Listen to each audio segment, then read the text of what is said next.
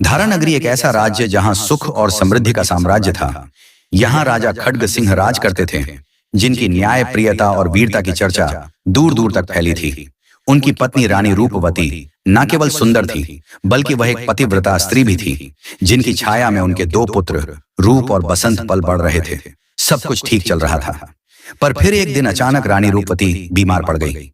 रानी की बीमारी से पूरे राजमहल में उदासी छा गई। राजा खड़ग सिंह ने दूर दूर के राज्यों से शाही वैद्य बुलवाए।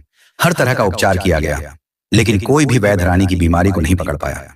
फलस्वरूप रानी की तबीयत में सुधार के बजाय गिरावट आती गई। दिन बदन वह कमजोर होती गई और उनका चेहरा पीला पड़ता गया। एक दिन रानी रूपवती अपने कमरे में लेटी हुई थी। उनकी नजर शाही बाग के एक पेड़ पर टिकी हुई थी, जहां एक चिड़िया का घोंसला था। उस घोंसले में एक चिड़िया, एक चिड़ा और उनके दो नन्हे बच्चे रहते थे।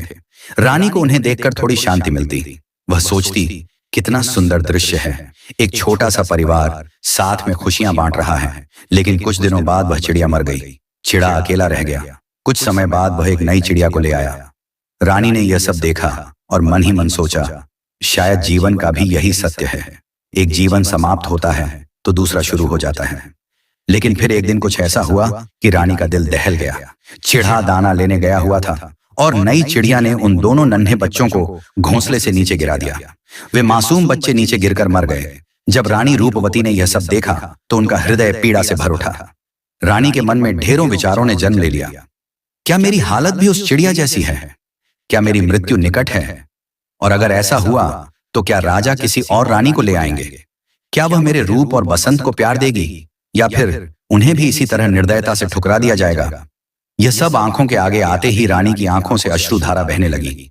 रूप और बसंत के भविष्य कोले देकर वो अंदर ही अंदर घुटने लगी। सोचने लगी, अगर मैं नहीं रही तो मेरे दोनों बच्चों का क्या होगा? दुखी हृदय से रानी रूपवती ने अपने दोनों बेटों को अपने पास बुलाया। रूप और बसंत दोनों ही अपनी मां के पास आकर बैठ गए। रानी ने उन्हें गले लगाया और उनके सिर पर हाथ फेरते हुए कहा, मेरे बच्चों, तुम दोनों मेरी जान हो। मैं हमेशा तुम्हारे साथ रहूंगी, चाहे मैं तुम्हारे सामने हो या ना हो।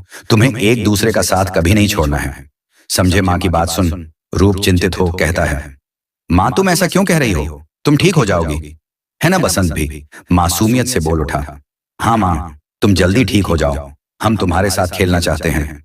बच्चों की बात सुन रानी रूपवती की आंखों में आंसू आ गए। वह बोली, हाँ बच्चों, मैं जल्दी ही ठीक हो जाऊंगी। दुखी हृदय से रानी ने अपनी दासी को राजा को बुलाने के लिए भेजा। बने रहे।